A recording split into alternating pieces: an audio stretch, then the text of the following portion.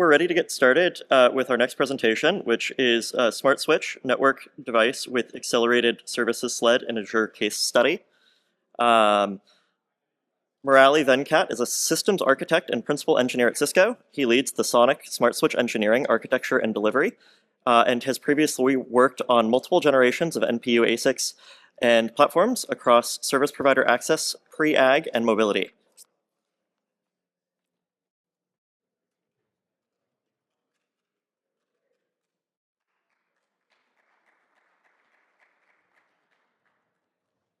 Morning, everyone. Hope people are having fun with Nanog. And this talk is something that we'll cover.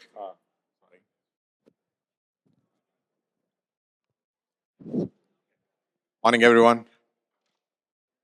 Okay, so this talk's a three-way talk. One of us is remote, Christina Moore. She is a principal technical manager in Microsoft, leading Azure programs, and one of the members who runs the Dash work group as part of Sonic. And she is here live with us from Seattle. Hi, Christina. Morning. And with me is Vijay Srinivasan. He is a director of software in AMD. He leads the DPU software and platforms and things like that at AMD and works very closely with us in putting together this project that we are on together. And today we are going to be talking a little bit about what is this SmartSwitch and what is it serving the purpose for, and why is it important and why is it relevant. And we have a lot of material to cover. Hopefully it'll be a fast-paced talk, and we'll reserve some time for Q&A at the end. And let's just dive into it. Right. So we're going to talk a little bit about why we are doing this SmartSwitch and what is it really capable of. And we'll present a view of how these smart switches will be accelerated with a sled or a intelligent line card with DPUs in it. And we'll talk about a typical use case for why this makes it into an Azure fabric, and present a typical scenario why acceleration matters and how this is going to be completed by the use of a DPU. We'll also present some learnings and key takeaways and lead you to the next steps beyond where we are today. Okay? So clearly what we want to do here is present a unified view of a switching solution that infuses acceleration security into the fabric. And we want to do this in a very highly programmable manner that constitutes both the NPU and what we call a DPU or a SmartNIC or an intelligent processor, right, for accelerated services over layer 4 and layer 7. Right? And together they will deliver for you enough performance and capabilities and also acceleration at high scale. And that's the key aspect of a DPU in the presence of a SmartSwitch. Okay? And this is kind of finding a footing in a lot of deployments within the data center. And given that use case that we are talking about, a hyperscaler use case, we want to share our experience with that. Okay. Why do we want to do this, right? So SmartSwitch presents a unique solution to a problem that is kind of vexed in a lot of ways. So we have a lot of layer 4 to layer 7 devices sitting on the edge. It could be VMs, it could be accelerated appliances, it could be a disparate set of capabilities for load balancer, firewall, NFV kind of devices, all kind of sitting in various aspects of the fabric. What we want to do here is bring all of that together into the network with this unified integrated services device. And why is that important? It's going to solve a lot of these problems. One is the use cases themselves can be evolving and changing. And here we are presenting a solution that has programmability at the heart of its engine with a highly programmable NPU and a DPU. It kind of solves certain capabilities and brings in some future-proof capabilities to the device so that you can actually add more services as you go. And finally, it kind of solves all the dimensions of being flexible with the kind of engines that we're building with, delivers high scale throughput and performance, and obviously bringing all of these devices is really a win for a total TCO gain and power efficiencies and other form factors thereof, right? And All of this is done with the presence of a very domain-specific processor, a DPU, along with the NPU. And DPU can be thought of as a co-processor or another engine, which essentially is the one that's doing the accelerated layer 4 to layer 7 services. And the NPU is doing your traditional switching and routing, right? So if you really think about it, the smart switch from a conceptual point of view is a combination of your host CPU, your NPU, and the DPU put together in some fashion. And this is not any logical device that you want to put together will have all of these components, and the smart switch is going to be no different. The NPU is going to front end a bunch of front panel ports, and in the back end is Ethernet connectivity directly towards the DPU. You could have n number of DPUs in the back end depending on how much DPU capacity or acceleration capacity you want to have on the solution. And the NPU is doing the real grunt work of layer 2, layer 3 switching and forwarding traffic, right? So you will have a bit of an oversubscription towards the DPU, and that can be easily managed in terms of the policies that get programmed on the NPU so that selective traffic flows that need this acceleration are directed towards the DPU, and then you kind of hairpin back from the DPU out towards the NPU and out the device, right? So this device also will have manageability, BMC connectivity, all of the other aspects that typically come with a switch or a router. So it's just a conceptual view. It can be extended to any NPU of choice that you have, whether it's a Cisco Silicon One or a Broadcom Tomahawk, or any DPUs that you have. It could be AMD or a Bluefield DPU or any custom SmartNIC that you've developed. So all of these essentially could constitute a smart switch, and this is one conceptual view of that architecture. Okay. So we talked about this accelerated services, and what we mean by that is we are building a DPU in a sled form factor, right? And this could be in a various parlance, maybe a line card or any of those. And what we have put together here is an OCP compliant DPU sled with standard connectivity interfaces, and that could be pretty much vendor agnostic, and this could be released into the OCP community as well. And the sled offers a lot of flexibility because it could be OIRable or fruable, and it kind of also meets the requirements of a model wherein you can want to do pay as you go and work within the constraints of mechanical, thermal, and signal integrity aspects that you want to put a system together with. And given that the sleds can be onboarded or offboarded at any time dynamically, it also can operate within a lot of the power and other constraints that you have on the system. Given that this DPU is its own entity, it's got an own ARM processor sitting on it, and its own set of data path, it does load its own little operating system on it, and it kind of has capabilities to do all the nitty-gritties that you need to do in terms of system management, device like lifecycle management, and mate with the host operating system that's running on the NPU or the host, right? So think of this as a wedge or a line card or a sled, where as you grow, fits within the fabric, adhering to a lot of the constraints that you have in the way you want to put a system together and build out your cluster. And these DPU-enabled smart switches can be a leaf node switch or a spine switch. Any of those deployments are equally possible. And in our solution, we put that all together under the umbrella of SONiC. You could use any NAS, any DPU OS, but here we are doing it all in the constraint of SONiC. And I won't go into a lot of details here, a lot of boxes to talk through, but essentially you can think of SONiC being the operating system that runs on the NPU-enabled device, and Dash is the overlay or the operating system that runs on the DPU, and the DPU could take the form of an NPU, FPGA or a SmartNIC or any of those. And the key thing here is the switch abstraction interface or the SAI, which is on the NPU. The equivalent for that in the DPU is a Dash layer or a SAI Dash extension that essentially models all the Dash objects down towards the DPU on the substrate. And on the DPU side, you have a new container, a Dash container, that provides you the northbound access to essentially connect and configure the DPU independently. It could take the path through the NPU over the PCI, land on the DPU. It can also directly be programmed through the Dash container on the DPU. Right?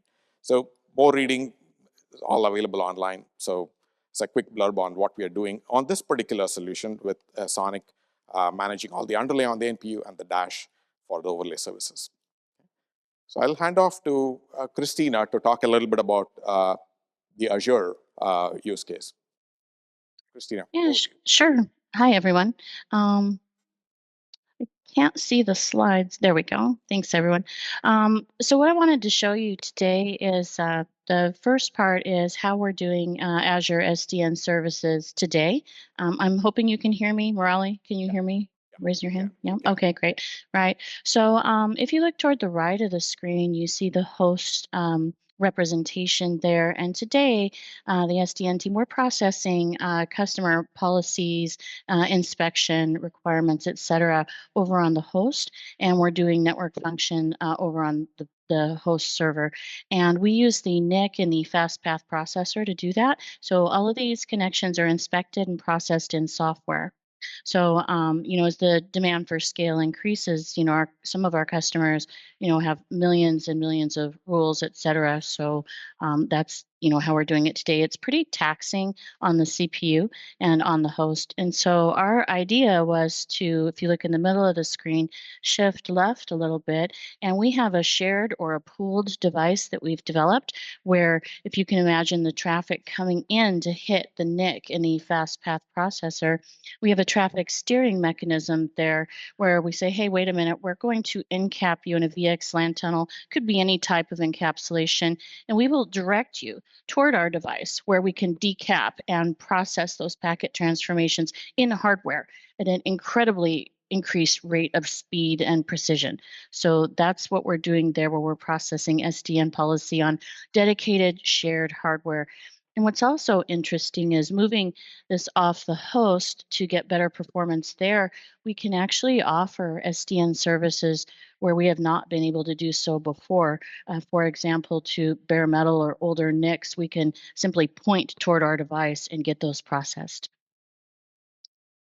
Next slide. Right. So if you can imagine on the left-hand side, a customer, sitting at their laptop in the Azure portal, they are, creating their VNets, their VMs, their NICs, their shared environment, and they that gets passed through in the form of the configuration and over to the SDN controller. And Morali, maybe I could have you pick up at point number 2 there. I'm not able to see very well. Yeah. So essentially, the SDN controller translate that into a policy towards the SmartSwitch over a YANG model or a netconf interface coming towards the switch, right? And then that translates into a set of APIs that actually need to land all the way down, right, Christina? Right. And so with the SmartSwitch, we actually process all of those on the DPUs internally. It's actually a very clever solution. Do you want to go forward? Okay. What we're showing here is, we can either do this with or without the traffic steering. So if you look at the orange line, we are placing our device in the tier 2 layer of our Azure network. We have T0, T1, T2 up to the regional hub and out to the WAN. But if you look at that orange line, traffic initiates on one source headed to a destination. And when we're not hitting the DPU, the smart switch is just acting like a regular switch. It's a switch, 400 gig front panel port switch. And when we do decide to flip that bit and turn on the acceleration, that's when the source traffic is routed into the DPU where the packet transformations happen and then are re-encapsulated and sent on to their destination. So it's very flexible. We're showing it at the T1. You could place it at the T0 layer. You could place it at the T2. You could place it as an appliance form factor hanging off of a T1. So that's what we were trying to demonstrate there. And I believe that VJ will pick up here on the, oh, no, this is Private Link Service. So Azure Private Link Service, this is one of the scenarios that we do the acceleration for. And the Azure Azure Private Link Service, it provides private connectivity from an Azure virtual network to Azure PaaS or customer-owned services. We don't expose the traffic to the internet. We use a private endpoint, and it's from the virtual network that we create to connect securely to services. And this simplifies the network architecture for our customers and makes it even more secure by keeping traffic on the Microsoft backbone network, and we don't have the opportunity to leak traffic out onto the internet. So this is a very popular service we offer within Azure. Go ahead. I believe VJ was going to pick up here on the DPU pipeline. Yes. Hello, everyone. Yeah, Uh, done. Hey, thanks, Christina. So we're just going to take a little bit of a deep dive into what happens within a DPU and look at the pipeline as the packet traverses through the network, and within the DPU, we're going to look at what actually happens to the packet within the DPU. So this is just a high-level logical diagram of the DPU pipeline.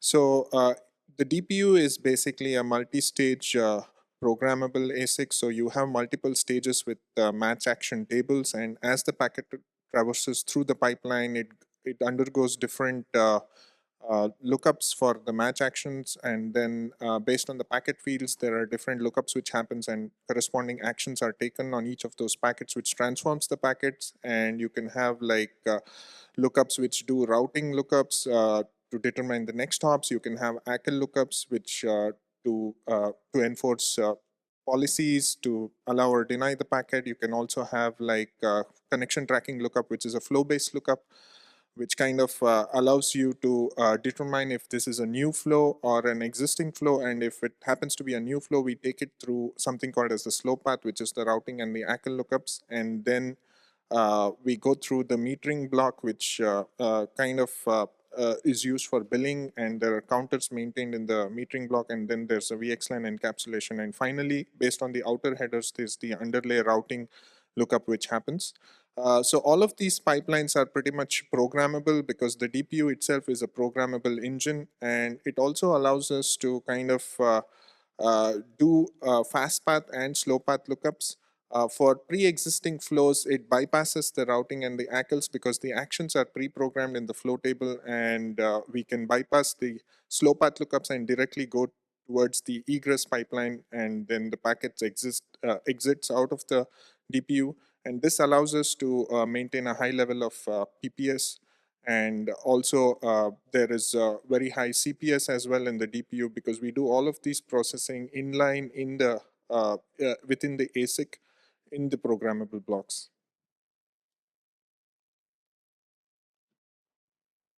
Yeah, so as an example, we'll just look at the private link service. So it's called private because the service is presented to the client VMs as a private endpoints within the VNet space. So it traverses, as Christina was mentioning earlier, it traverses through the Microsoft backbone. So even though it is traversing a public space, it traverses through the private space, and then the service itself, which is hosted, is presented as a private endpoints to the clients which want to use the shared service, the private link shared service.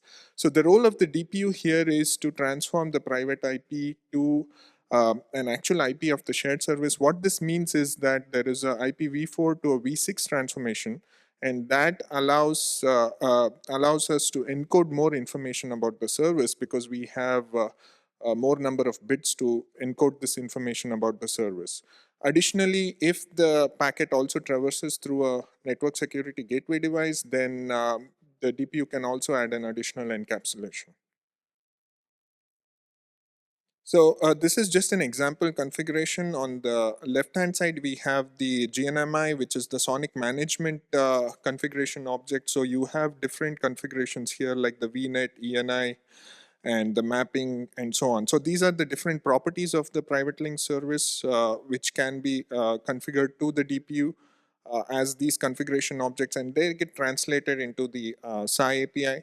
So the SAI API is basically at a lower layer, and this SAI API is translated into DPU configuration by something called as the libSAI layer, which basically takes the SI API configuration objects and then pushes it down to the configuration objects that the DPU understands.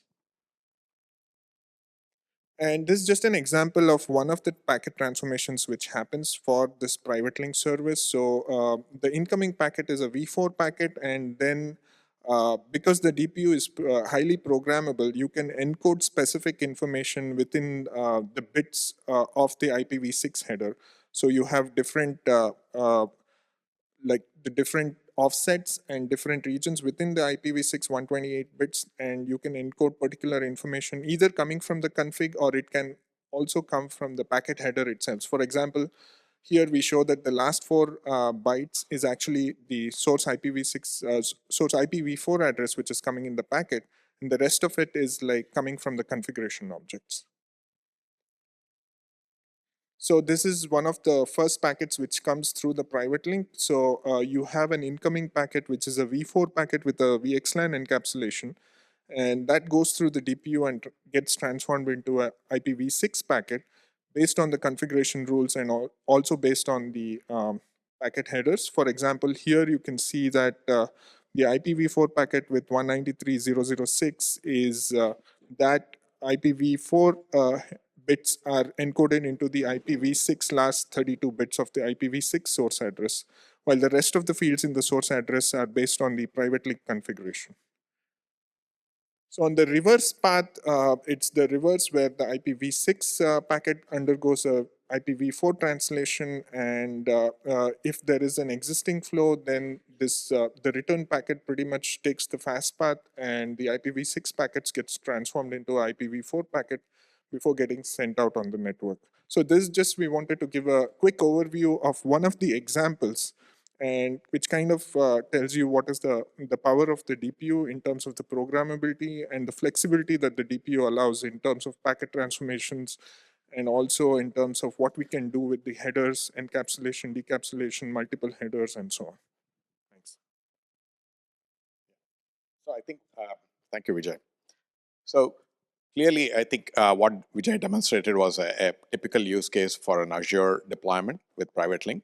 Obviously, the DPU pipeline is flexible enough that it can take any persona to really render other use cases, a highly scaled firewall, a carrier-grade NAT, a load balancer. Any of those scenarios are easily possible also with the engine that we have, right? So no accelerated layer 4 to layer 7 service is complete without high availability, because these are all stateful connection tracking flows going through the DPU. And clearly in this design, we have considered high availability to be a key construct that we need to build into the infrastructure that we are going to be deploying at the center of the network. So this is a topic in itself, but we are going to kind of go through this a little bit in a simplified way. So you can think of the high availability happening between a pair of DPUs. They are one-to-one matched across devices. Could be within the same cluster, could be across clusters, and the two DPUs are mated with configuration. And the NPU and the DPU are all interconnected, and the heartbeats are rendered through an active BFD session so that everybody knows reachability and maintains synchronization heartbeat mechanisms through the BFD sessions that are at play, right? And typically when a particular DPU is rendered active, there is something known as inline synchronization. A flow state gets set up on the active DPU, and at the same time, that same packet flows through a control channel towards its peer, and the standby sets up the corresponding flow state as well. Although it is not active, it's going to have the flow state already set up. So as and when the traffic is ingressing and egressing from the active DPU, the flow state correspondingly on the standby is constantly synced. And when there is a failure in the network and the DPU goes down, that is determined by the NPU that it is closest with, right? And then you know that the local DPU is dead. You got to redirect the packet back towards the remote DPU. So the NPU does another encap of the packet and sends it on its way towards the remote DPU, where the flow state is already pre-established, and the flow can continue in an hitless manner, right? There are other scenarios at play when you do planned shutdown and unplanned shutdown. All of those things have been considered as part of the design, and it's like fully explained in our spec. in the community. So I suggest people to spend some more time if they are interested. So it's a quick blurb on what we are doing with respect to high availability in the system. Christina, over to you for the next couple of slides. Thank you. Okay, thanks, Marley. I hope you can hear me okay. I guess what this slide would want to convey is that, at the end of the day, the programmability is awesome and the speed and the performance is amazing. And we're creating, networking that we haven't seen before. But for us, it's about, power, space, and cost. And so, of course, these DPUs can process connections so quickly, or we almost don't need a VM sometimes at all. Sometimes we can replace the functionality of a server on the DPU altogether, meaning that we don't have to buy the server for X amount of dollars. We can, do that kind of work or workload on the DPU. So, in addition to cost, if you look in terms of space, in our Azure instance, we are using one data center tile per appliance, and it's 48 RU. It has servers and DPUs inside of it with cables and a management switch and a console switch and a Tor, and all of that can be compressed and qualified in one simple 2 RU unit that does not need its own tile space. We slide it right into our middle of row racks, and we can stack them one on top of another to achieve, up to 12.8 T of offload capability. And we can do that and hand that processing back to the host to do other things or sellable actions or, other kinds of processing without having to do the networking function. And then, of course, power. The power on this device in particular, we have I'll just throw out a number. We've estimated 1.58 kW in the form factor that I'm working with, and that is much lower than perhaps the 4.5 or 6 kW per rack. So, of course, we're always concerned about power, space, and cost, and the return on investment there. Maybe the next slide. Right. So again, we're delivering magnitude more scale, connection-oriented scale, and we want to do this to, delight our customers, to make their lives easier, not having to manage quite so many VMs to get to that level of scale. And we believe that having co-processing with the NPU and the DPU can open up scenarios that we haven't been able to do in the past. For example, VTAP, and the 73% number here in user cores. I guess what I'm saying is if you go from the price of a full 48 RU appliance and scale it down to the switching form factor, the price differential is quite significant in the 70% area. And with respect to the limitless networking, what we're seeing there is we're able to offer, massive performance gains and offer SDN services to formerly unavailable in our network. So those are the takeaways there. A couple of And extra points to add to what Christina said here is the average connections per second is 3 million CPS. That's an enormous number from any appliance form factor that's out there today. And you can do that while you're doing HA at the same time. And that's an important one. In terms of the divide and conquer, the second top bullet there, VTAP is an interesting service where you can actually mirror out of the NPU and save the bandwidth out of the DPU. So you can divide and conquer certain use cases wherein you can use the NPU from the low touch efforts, and the high touch efforts can go towards the DPU. So there are many scenarios where that can come into play as well. Right. Yeah, and it's 3 million per DPU. Per and there are DPU. 8 DPUs on a switch, so it's like 24 million. 24 million. Yeah, we might get 50,000 connections per second in a VM. Each DPU can do 3 million, like Marley said, and I have 8 of them in my switch. So I can do 24 million connections per second in the VNet to VNet scenario. Of course, every scenario is going to be a little bit different, but that's a massive increase there. The last slide.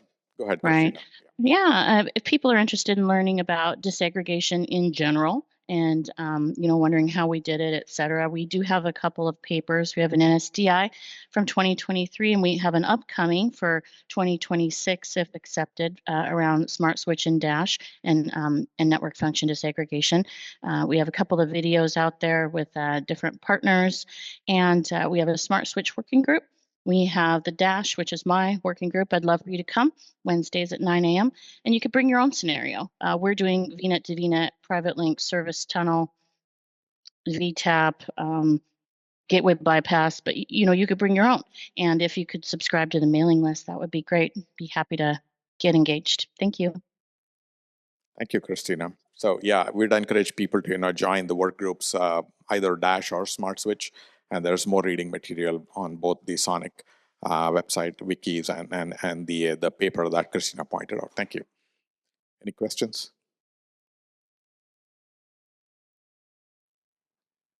Great presentation, by the way. Thank you. Quick Thanks, question. everyone. Thank you. On the ACL lookup inside the DPU, is that a traditional TCAM lookup, or is there some kind of fast memory lookup?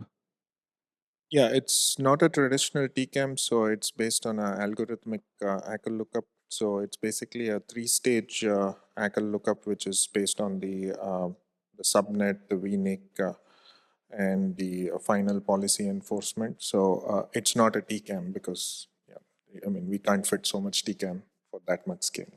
Okay, thank you.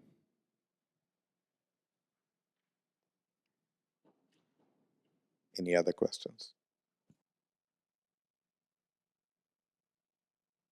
I know we are between you and lunch. Thank you, everyone.